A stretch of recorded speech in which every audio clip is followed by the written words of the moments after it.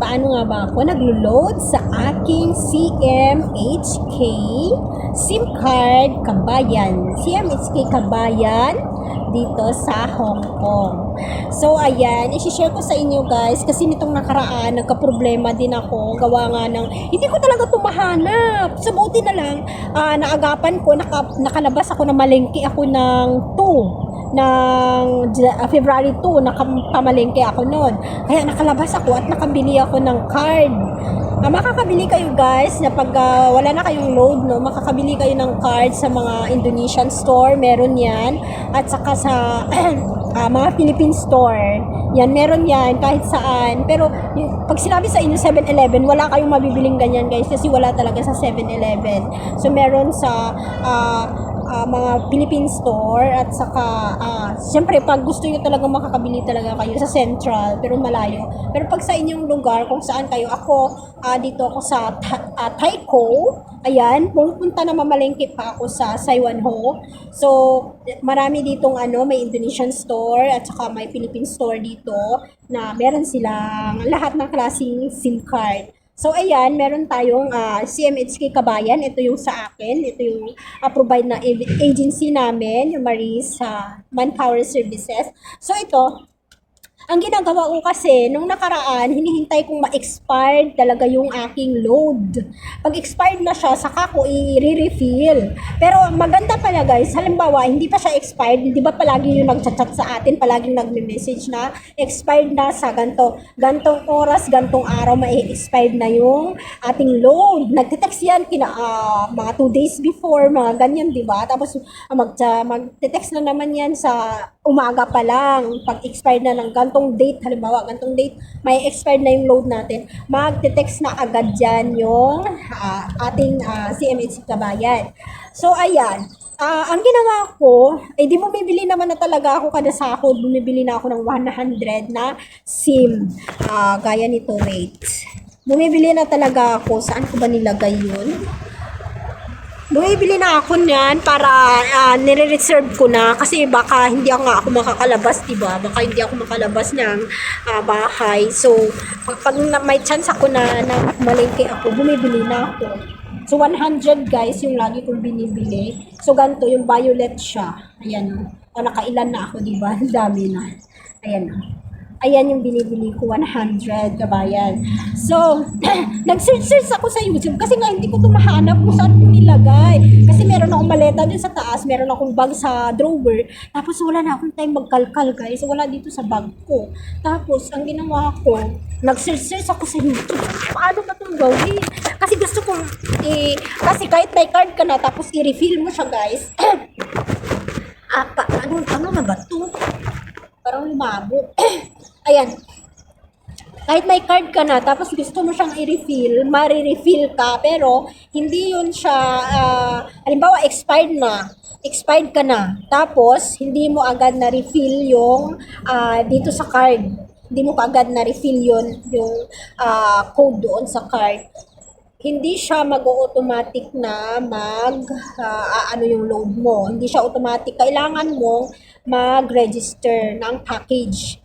Yun. So, sa akin kasi, nung mga nakaraang buwan, ang ginawa ko kasi, ini-expired ko muna. Hinihintay kong ma-expired yung load ko bago ako mag-refill ulit. So, kaya kailangan kong mag-register ulit ng package. Yung mamimili ako ng package. Yan, kailangan kong mag-register. Pero, pag hindi ka pa pala expired, halimbawa, nagtitext sa'yo yung SIM card mo, na expired ka na ng gantong oras, ng gantong araw, ano ka na kaagad guys, i-refill mo na agad, ano mo na agad yung code na sa card, i-refill mo na agad, ipasok mo na agad sa SIM card mo para automatic na siya, hindi mo na kailangan mag-ano ng package. Hindi mo na kailangan mamili ng package. Kasi kung ano yung pinakauna mong ginagamit Dahil kung ano yung ginagamit mo na pinakaunang niload mo sa SIM card mo, yun din yung nire-refill ng card na yon. Automatic na siya, automatic na siya. So, ang nangyari sa akin kasi, ini-expire ko muna, Tapos, hindi ko na alam kasi nawala nga to, hindi ko nga mahanap.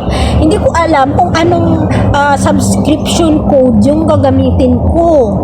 Kasi may subscription code siya eh. Halimbawa, gusto mo 2 days lang, $20, ganyan. Tapos, mas maganda syempre yung 30 days, di ba? Syempre makakatipid tayo. So, palagi kong ginagamit itong 30 days, $90. Ayan, $90. Ipipicturan ko na lang siya guys ng mas klaro at saka i-zoom yung malaki, mas klaro para kasi ako nahirapan ako sa paghanap sa YouTube, wala akong mahanap na nagpicture ng klaro nito para makita yung package, kung anong asterisk, kung anong code, subscription code yung gagamitin. Hindi ko talaga siya mahanap guys, walang nag-upload ng ganito, kaya ako na lang yung gagawa. Sabi ko, kailangan kong mahanap to. Hinanap ko talaga to kagabi. Sabi ko, day off ko ngayon. Hinanap ko to talaga sa mga bangko. Buti na lang nakita ko, doon ko lang pala nilagay. Kaya yan, sabi ko, iba-vlog ko na lang para hindi siya mawala at pipicturan ko at i-upload ko para sa mga baguhan na pupunta dito sa Hong Kong, para at least may makuha silang kung saan pwedeng dito, halimbawa nawala nila yung ganto din nila, or basta importante wag nyo talaga itong walain kasi mas mapapakinabangan natin dito kasi lahat kung paano mag-top up, paano mag-refill, paano dial ng subscription ko. So, para sa 30 days, itong ginagamit ko yung 90 siya, $90, 30 days na siya, unlimited local data na siya, tapos 2 Mbps 500. Lagi itong na maabot ng 30 days talaga sa akin. Maganda to kasi tuloy-tuloy kahit nagbi-video call pa kami ng boyfriend ko nga lagi. Tapos hindi namin siya nauubos. Hindi siya nauubos.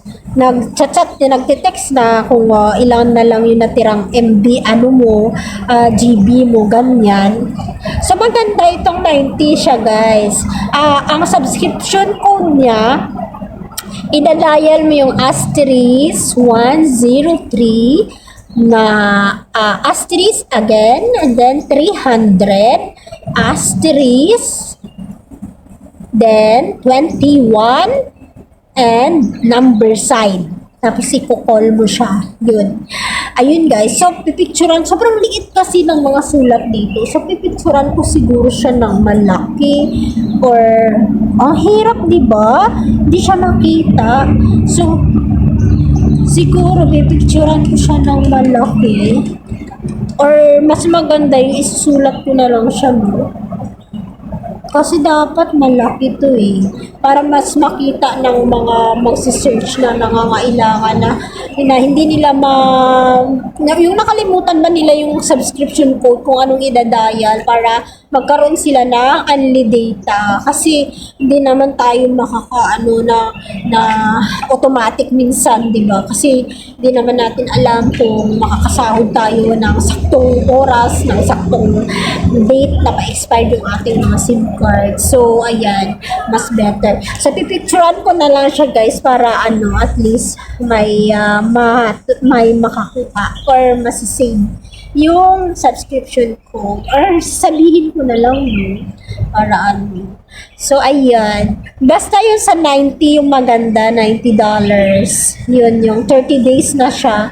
Meron ding 90 days, 198. Asterisk 103. Lahat nagsisimula sa 103. Asterisk 103. Asterisk 300. Tapos asterisk ulit. Tapos 08 number. Ayun. Sa 198 na 90 days subscription code. Ayun lang guys, maraming salamat. Ganda sa ating lahat.